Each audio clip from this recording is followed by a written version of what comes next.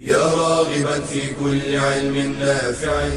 ينمو العلم ويتقدم بتقنياته ومجالاته، ومعه نطور أدواتنا في تقديم العلم الشرعي. أكاديمية زاد أكاديمية ينبوعها صاف ليروي غلة الظمآن. وتعلم الفقه الميسر عاملا بالشرع دون تعصب لفلان. بشرى لنا زاد أكاديمية للعلم كالأزهار في البستان. بسم الله والحمد لله والصلاة والسلام على رسول الله. أما بعد. Now let's go and dive in so that we would understand the different types of riba. And alhamdulillah, Islam is a religion of ease and simplicity. So you'll find this quite easy to understand. So sit back, relax, and let's try to learn. There are types of riba. The first type is riba on debts. And this refers to riba in debt, contracts such as loans and the purchases on credit. And this type of riba on debt has two types. One of them is to increase the debt when not paid on time. And this is the worst type of riba. It is the riba of the time of pre-Islamic era of Jahiliyyah. And it's very easy. I give you a debt. You should pay off in a year time. After 1 year, I come to collect and you say, I apologize, I don't have the money. Can you give me some time?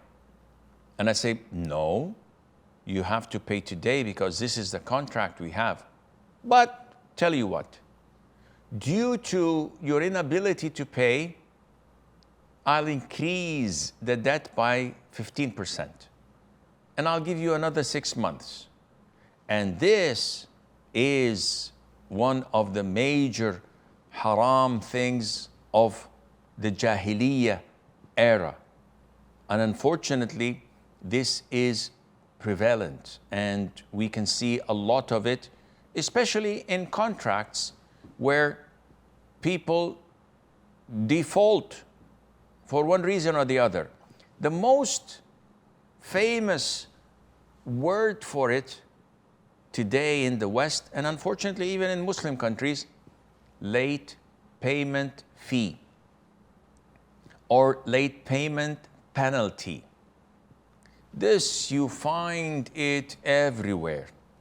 So you lease a house. After 1 year, you have to pay for the coming year. You don't pay on time, there's a penalty. This is riba. You pay for your mobile services. You pay the utility bills. And if you don't pay on time, there is a time of expiry. If you don't pay after before the deadline, you pay a penalty. This is the riba of Jahiliyyah, and it's almost found everywhere. Late penalty fee or late payment fee or penalty.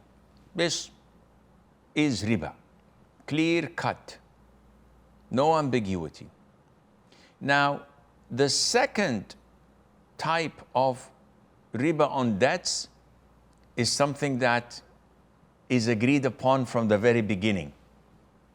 Assalamu alaikum, alaikum salam. Akhi, I'm in need of 100K. I need 100,000 ASAP. For any reason. To pay off my debts, to pay off rent, to pay my installments for the house, to pay my partnership in a business.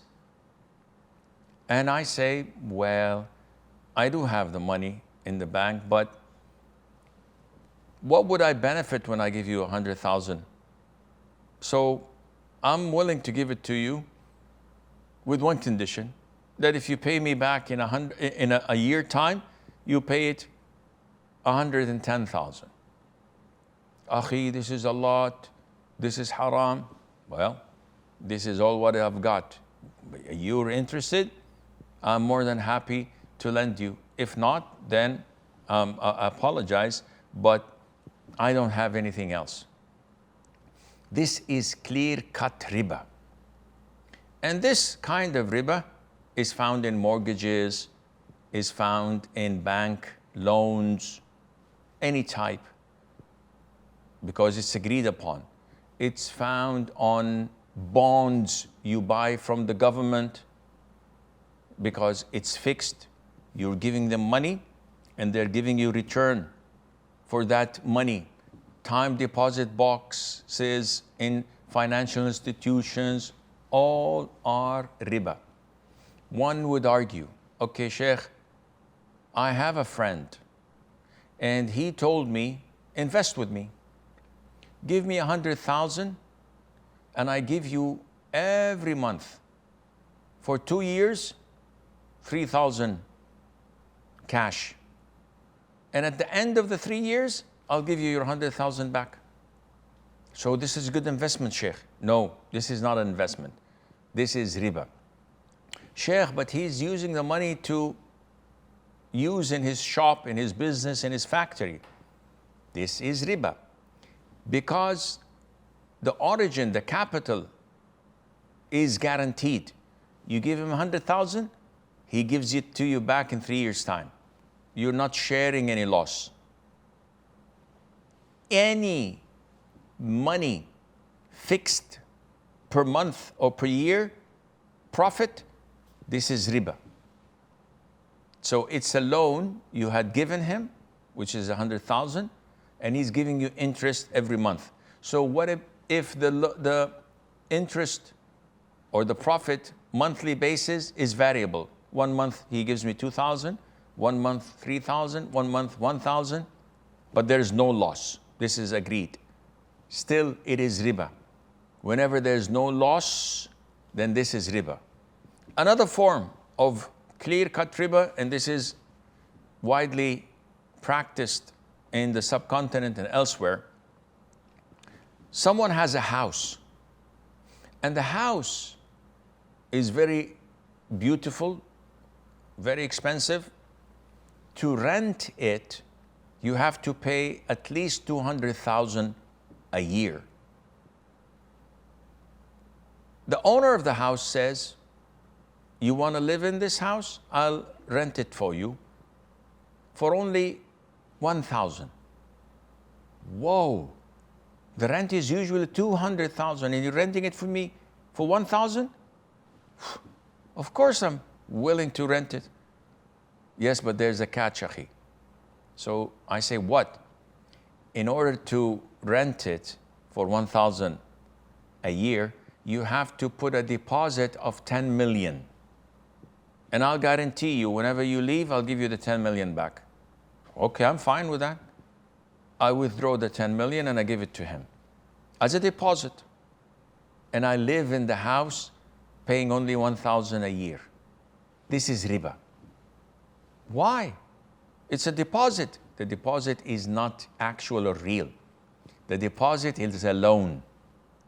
The interest is living in his mansion for free. 1,000 compared to 200,000, that's peanuts. So I'm living in that mansion for free as an interest over my 10 million loan. I live there for a year, 2, 3, 4, whenever I feel of shifting or leaving, I say, I'm leaving, he gives me my 10 million, and I leave. So riba has to be